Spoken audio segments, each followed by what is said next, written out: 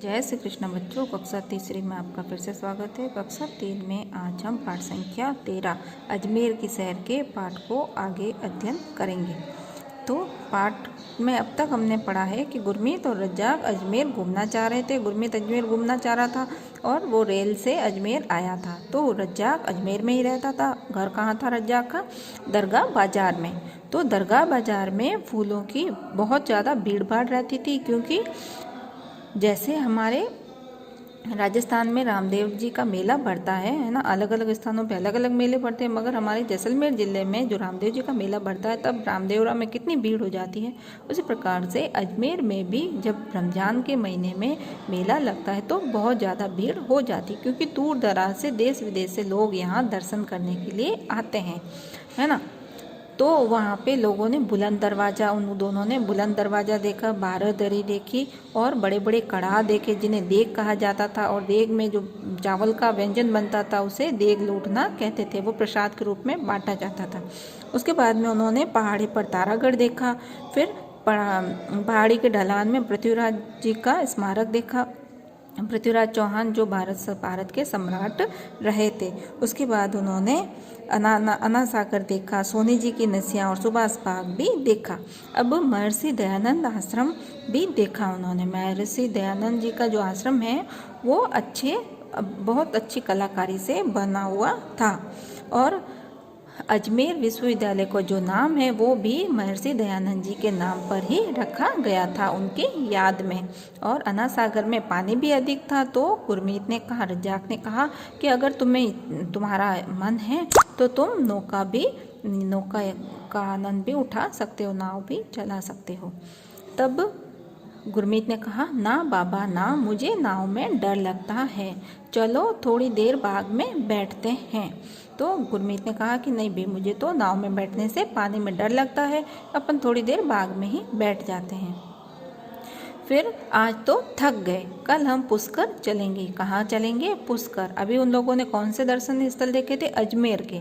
अब वो कल जाएंगे पुष्कर। तो गुरमीत ने प्रस्ताव रखा और फिर दोनों घर लौट पड़े, लेकिन रास्ते में दाहिर सैन स्मारक देखना नहीं भूले। अब अजमेर के कौन कौन से उन्होंने दर्शनीय स्थल देखे? दाहिर सैन, अन्ना सागर, महर्षि दयानंद जी की समाधि आश्रम, पृथ्वीराज चौहान का स्मारक, तारागढ़, बुलंद दरवाजा, ये सारे स्थल देखे थे। सुबह पहली ही बस से पुष्कर निकले। पुष्कर हमारा तीर्थ स्थल है ना। हरिद्वार के बाद में हमारे राजस्थान में पुष्कर को पवित्र तीर्थ स्थल मानते हैं। कार्तिक पूर्णिमा के दिन वहाँ पे बहुत बड़ा मेला लगता है।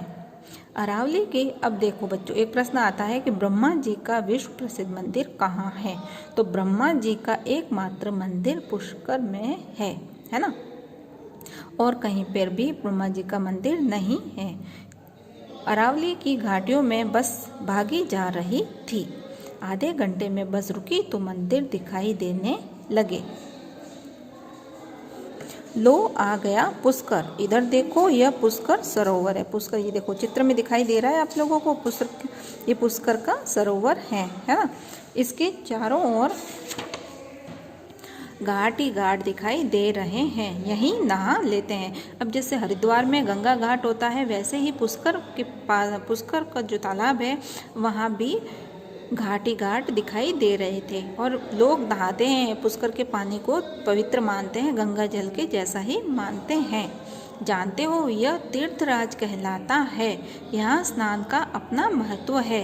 अब तीर्थराज किसे कहा गया है? पुष्कर को। किसे कहा गया है? तीर्थराज। पुष्कर तीर्थराज कहलाता है और यहाँ पर स्नान का अपना महत्व है। लो अब पुष्कर का ब्रह्मा मंदिर देखते हैं। कहाँ का ब्रह्मा मंदिर? पुष्कर का। अब देखो, शिव जी का मंदिर तो आपको गली गली मिल जाते हैं, विष्णु जी के मंदिर भी बहुत हैं, है ना, और बाकी देवता गणेश जी के मंदिर हर जगह मिल जाते हैं, मगर पुष्कर का जो मंदिर है वो सिर्फ ब्रह्मा जी का जो मंदिर है वो केवल पुष्कर में ही है। यह दुनिया भर में प्रसिद्ध है। इसके दाईं ओर पहाड़ी पर जो मंदिर दिखाई दे रहा है वह गायत्री देवी का है, और बाईं ओर पहाड़ी पर सावित्री देवी का है। ठीक है, गायत्री देवी का और बाईं ओर पहाड़ी पर सावित्री देवी का मंदिर है। यह मेला प्रांगण है। मेला प्रांगण मतलब जहाँ पर मेला लगता है। यह यहाँ कार्तिक मास में एकादशी से पूर्णिमा तक भारी मेला बढ़ता है।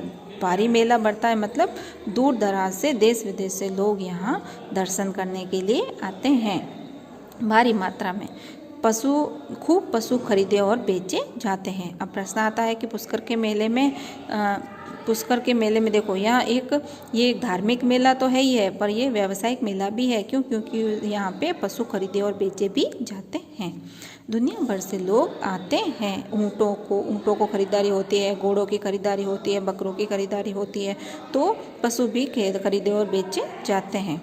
लो अब पंचकुंड चलते हैं। अब वो कहाँ गए? आगे पुष्कर का मंदिर देखने के बाद में पंचकुंड, वहाँ 5 कुंड हैं जिनको पांडवों ने बनाया था। अब बच्चों जानते हो ना पांडव कौन थे, है ना?